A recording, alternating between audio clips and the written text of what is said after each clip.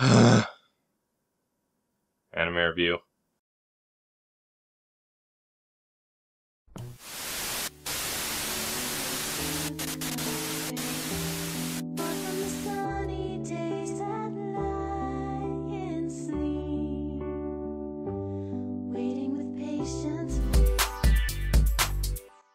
Fruits Basket came along at a time in my life when I was just getting into anime.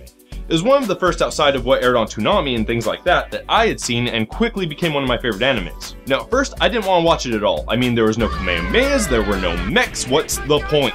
But a good friend of mine convinced me to watch it, and now, a dozen years later, that same friend wants me to review it. So will 12 years and about 100 animes in between change my opinion of it? Let's find out. The story follows Toru Honda, a girl whose mother recently passed away in a car accident. To compile the sad, her father died when she was younger of pneumonia, and now she has to move in with her grandfather, whose home is currently under renovation. So this leaves Toru needing a place to stay temporarily until the renovations are over, and since she doesn't like imposing on people, she decides to go stay out in the woods, in a tent, by herself. Because that always turns out just fine. One day after waking up in her tent and miraculously not being axe murdered, she stumbles upon a house in the woods, a cabin, if you will. Actually, it's a house and not a horrifying death trap, which is nice because not being murdered, always fun, right? Also, this is where she meets the Somas. First up is Shigure, who seems to be a bit of a dog, but is otherwise harmless. The two talk for a while about the Chinese zodiac, in which 12 animals, I guess representing the 12 months,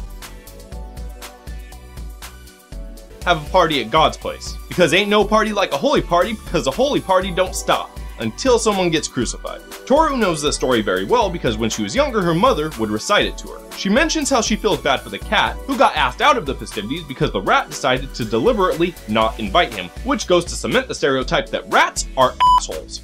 Anyways, Shigure says some ominous shit about the cat when suddenly a wild rat appears. I mean, Yuki. He goes to the same school as Toru, and yes, I said he. I know, my penis was confused too. Later on, Toru goes back to her tent to discover that a landslide has covered everything she owns in dirt, including her only picture of her deceased mother. Yuki and Shigure try to comfort her and offer her a place to stay until the morning where she can go back and dig everything out. But as she sleeps in the guest room, Yuki goes full on Willard and summons a bunch of rats to dig everything out for her. She wakes up the next morning to find Yuki handing her all of her stuff, which of course she's grateful. Shigure then decides that if she needs a place to stay, she can stay in their guest room in exchange for doing some work around the house. At first she declines, saying that it's too much and she doesn't deserve such niceties from strangers and blah blah blah because that's how she is, she doesn't like to impose, so... But eventually Shigure talks her into it, and that's where our story— What the fuck is that? Out of seemingly nowhere, an orange-haired explosion comes flying through the ceiling and attacks Yuki with reckless abandon. Toru leaps towards the orange-haired stranger to stop him when suddenly, he becomes a kitty cat. Understandably, Toru loses any and all semblances of her shit and begins stumbling around the room confused. She eventually stumbles into Yuki and Shigure, transforming them into a rat and dog respectively. And that is where our story begins.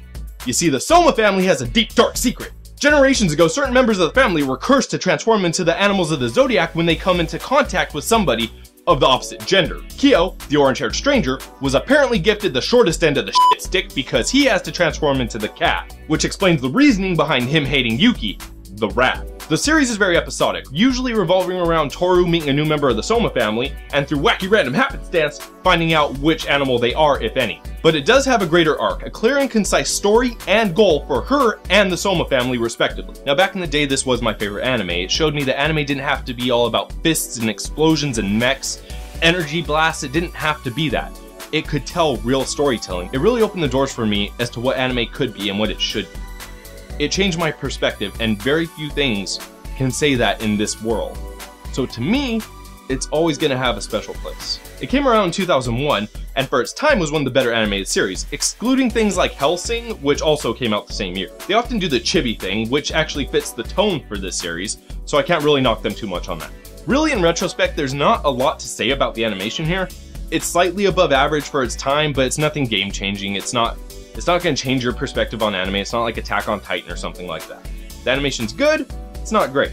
The sound as usual is great, but looking back, I think I prefer the sub over the dub. I've watched both over the years, and while I love the dub, I don't know if I love it because it's good, or if I love it because of the people doing it. For instance, Kyo was voiced by Jerry Jewell, who also lends his voice to two of my all-time favorite animes, Baccano, and Steins Gate. Toru was Laura Bailey, who also voiced Lust for Full Metal Alchemist, Maka for Soul Eater, and Kid Trunks from Dragon Ball Z. And Yuki was voiced by Eric Vale, who also lent his voice to Baccano and of course Future Trunks from Dragon Ball Z. Now while this all sounds amazing, I'm pretty sure that my opinion of the voice actors is clouding my judgment on how good of work they actually did in this series. For instance, in the dub, Yuki sounds kinda... Good morning. It's a secret.